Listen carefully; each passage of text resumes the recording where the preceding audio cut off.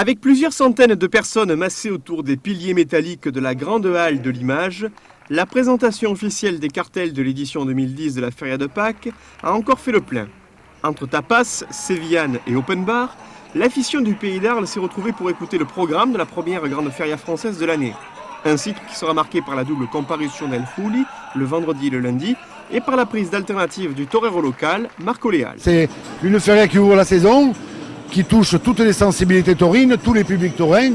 Donc on doit avoir une programmation très ouverte sur toutes ces passions. Donc la corrida de taureau, les vedettes, la corrida à cheval, les spectacles de promotion pour les jeunes. Donc je crois que c'est une corrida traditionnelle, avec cette année la présente 2 fois le Rouli, avec une corrida concours qui rentre dans la feria le samedi, avec des encasses très prestigieux. C'est la tradition arlésienne, Arles c'est ça.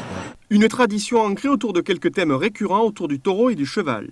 Ainsi, la corrida concours d'élevage fera son entrée dans le cycle pascal le samedi 3 avril, avec le retour d'un exemplaire de Maria Luisa Dominguez y Pérez de Vargas, élevage triomphateur à Arles en 2009. Une journée qui sera complétée en matinée par une noviade de l'éleveur arlésien Bruno Blohorn, avec la présence à l'affiche des 2 meilleurs novilleros français du moment, Patrick Oliver et Thomas Joubert. Le dimanche de Pâques verra le retour traditionnel des taureaux de Miura, avec Juan José Padilla, triomphateur l'an passé, aux côtés de Rafael Lillo et Mehdi Savali. En matinée, c'est un cartel international composé d'Antonio Ferreira, Joselito Adame et Roman Pérez, qui défiera les taureaux Santa Colomeños d'Ana Romero.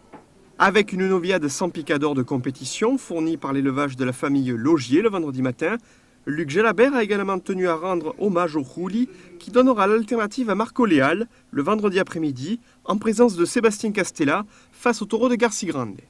El Juli, que le public de l'amphithéâtre romain retrouvera en clôture, lundi de Pâques, face à une corrida du Puerto de San Lorenzo, aux côtés de Juan Bautista et Matías Tejela, quelques heures après les chevauchés d'un trio classique de rejoneadores, composé par Fermín Borges, Pablo Hermoso de Mendoza et Andy Cartagena.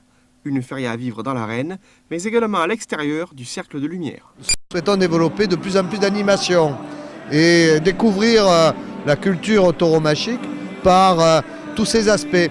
À la fois, bien sûr, les créations, les plasticiens qui vont s'exprimer, mais aussi le travail qui est fait par un certain nombre de sociologues, d'ethnologues, de philosophes sur ce que représente la tauromachie et qu'ainsi le débat soit porté dans des conditions qui soient respectueuses du point de vue de chacun, mais qui aussi permettent à ceux qui sont amoureux et passionnés de pouvoir le dire et de le dire avec leurs mots et de pouvoir l'expliquer. Ainsi, je pense que nous ferons partager un peu mieux ce que sont les valeurs d'une culture qui est bien présente dans le sud de la France.